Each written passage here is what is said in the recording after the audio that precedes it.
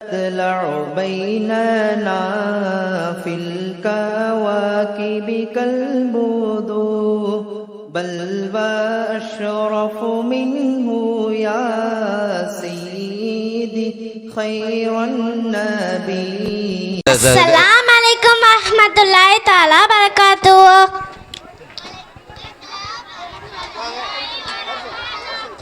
எதுக்கு எடுத்தாலும் கோவப்பட்டுட்டே இருக்கீங்களா? யார் என்ன சொன்னாலும் ஏன் நம்மளை அவங்க திட்டிகிட்டே இருக்காங்க, ஏமா அப்படி பண்ணுறீங்க, ஏன் இப்படி செய்கிறீங்க அப்படின்னு கோவப்பட்டுட்டே இருக்கீங்களா? அப்போ இந்த பயான் உங்களுக்காக தான். நண்பர்களே, கோவப்படுறது நம்ம மேலே தவறு இல்லை, ஷைத்தான் தான் அவளை வழி கெடுக்கிறான்னு அர்த்தம். ஷைத்தான் வழி கெடுக்கிறானா எப்படி அப்படின்னு கேட்குறீங்களா? ஆமாம் நண்பர்களே, நம்ம கோவப்படுற ஒரு நொடியும் நம்ம ஷைத்தானுடைய வலையில் சிக்கிட்டு இருக்கோம்னு அர்த்தம். ஆமாம், ஷைத்தான் ஏன் இதெல்லாம் பண்ணணும்னு யோசிக்கிறீங்களா? நம்ம காலையிலேருந்து எவ்வளோ நன்மைகள் செஞ்சுருப்போம். நம்ம ட்ரெஸ்ஸை நம்மளே போட்டுக்கிறது, வீட்டு வேலைகளில் ஹெல்ப் பண்ணுறது, நம்ம வேலைகளை நம்மளே செஞ்சுக்கிறது, அப்பா அம்மாவுக்கு உதவியாக இருக்கிறது, இந்த மாதிரி எவ்வளோ நன்மைகளை சேர்த்து வச்சுருப்போம். இந்த எல்லா நன்மைகளையும் ஷைத்தான் திருடுதான் பார்க்குறான் அப்படின்னு சொன்னால் நீங்கள் நம்புவீங்களா? ஷைத்தான் திருடுறானா எப்படி அப்படின்னு கேட்குறீங்களா? எக்ஸாம்பிளுக்கு ஒரு விறகுல தீ முட்டினா என்ன ஆகும்? அது கொஞ்ச நேரத்தில் அழிஞ்சு சாம்பலாயிரும் இல்லையா? அதாவது விறகே இல்லாமல் போயிடும்.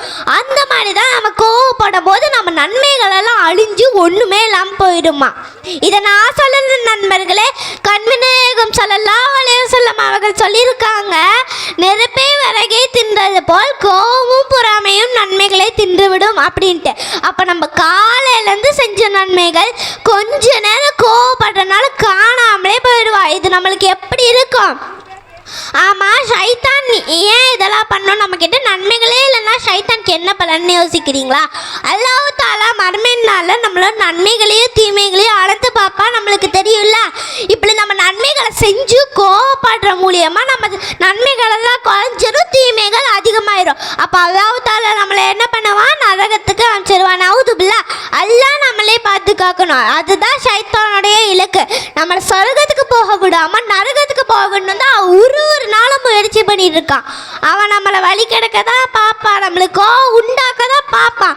நம்ம அவனை மீறி கோவப்பட்டுட்டான்னு வைங்க, அவன் நம்மளை விட பெருசாகி நம்ம நன்மைகள் எல்லாத்தையும் எடுத்துட்டு நம்மளை நரகத்துக்கு கூட்டிட்டு போயிடுவான். இதுவே அவன் நம்மளை கோவப்படுன்னு சொன்னாலும் அவுது பில்லாஹி மினஷ் ஷைத்தானிர் ரஜீம், யா அல்லாஹ், விரட்டப்பட்ட ஷைத்தானிடம் வந்து நான் பாதுகாப்பு தேடுகிறேன்னு சொல்லி பாருங்க, அவன் சின்னதாகி காணாமலே போயிடுவான். இதனால நம்ம நன்மைகளும் அதிகமாகணும்.